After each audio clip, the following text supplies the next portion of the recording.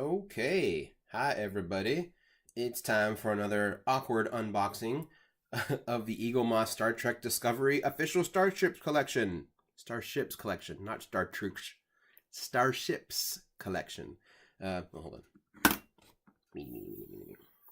Okay, so this is the one that I will be honest, I have not been looking forward to. Everyone kind of knows my thoughts on the Klingon redesigns, especially the ships on Discovery, but I'm gonna keep it up, give it a fair shake. So let's crack into your Lego toys. Ooh, really tight tab. Oh. One thing I'll say, as always, the production of all Eaglemoss items is top notch. Again, there is the book. It's pretty sweet. There was a slight, I'm not going to complain about it, but there was a slight little bend in mine when I received it, probably just because of the way it closed. There was probably a time back in the day when I'd have been like, how dare you, I want all my things to be mint. I don't really care about that now. That's not much of one. This is something I'm going to read. No one's going to retire on their Eaglemoss collectibles. That's true. No one's going to retire on any of their collectibles unless they're Paul Allen. All right, so he's not going to retire either. He's just going to stay being rich Paul Allen. Okay, let's check it out. As always, it's really well safe and kept in here. All right, here we go. Removing the Bird of Prey. That's not the music they use now. Anyway, so first off, I want to say it's got really good detail. Although the Bird of Prey does kind of have a Cylon Raider thing going on here. Like, I almost expect this little bridge to be going woo woo woo woo. But it is well designed. I will say that. It is sturdy, like all the Eaglemoss models are. Be careful never to drop it. I imagine these little bits here would break off easily, and that's not a knock on their construction or their quality. It's just, they're tiny little protruding elements. It's nice looking in terms of, a model. Like, they did a good job. The seam down the middle is a little too obvious for my liking. And this clearly was two parts that they then glued together or however they connected them, which you don't really notice that on the Federation ships so far. But I enjoy the detail here. That's pretty cool. The little, I'm guessing it's their version of the navigational deflector on the Bird of Prey. Yeah, I mean, the design is fun. I get that, and this is a locked in. Obviously, it doesn't move. In the show, these move like the traditional Bird of Prey we all kind of know and love. They still look half Romulan, half bug. It's just an aesthetic quality that I'm still not sold on.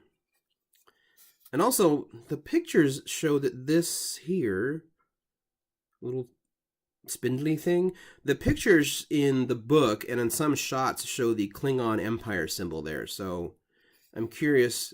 I'll have to take closer shots of the actual show, but I bet you these are more show accurate. I'm guessing the pictures were, they were drawings second to last before going into production. So let's see how well. Let's set it here.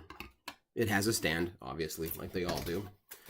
It also has the most, from my experience with Eaglemoss stuff, listen to that, the sound of wrappers. It also has the most elaborate of the Eaglemoss holders that I've had so far, which I'm actually glad for. Look, I make it easier to stay on. I like that. That's good.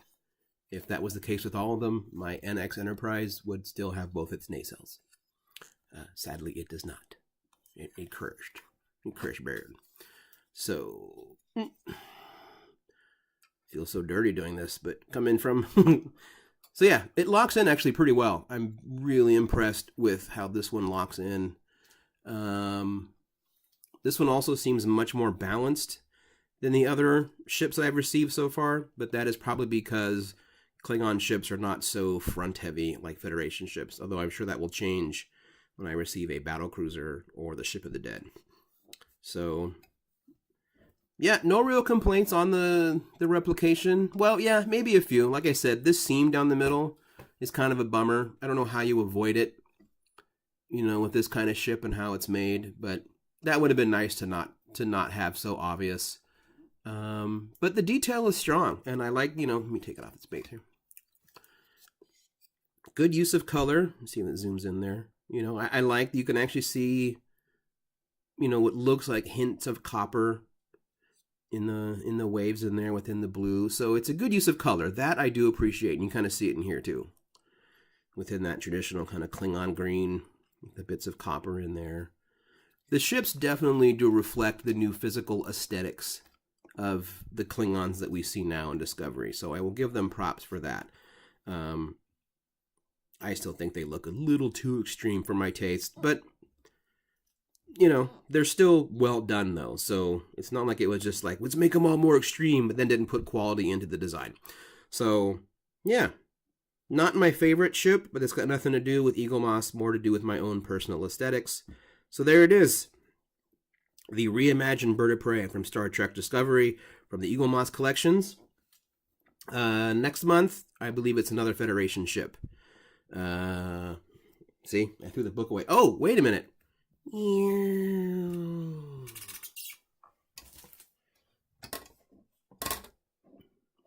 This month, I got my binder, which is cool. I love binders. Like all good nerds, I like things to put in things. So, I'm going to have to assemble it later, but it's going to hold, I don't know, I think it's going to hold like the first 6-9 months. That's cool though. I dig this. I remember when I first started getting things, I was lamenting the smaller size books. But now that I see them and I look at my own bookshelf, I am glad for the smaller size books. So yeah, that's cool. Got my first little binder. It's like I'm a real nerd now. Yeah, okay, next week, the USS Europa. Next month. That's it. Thanks for tuning in to my weird reviews of Star Trek Discovery starships.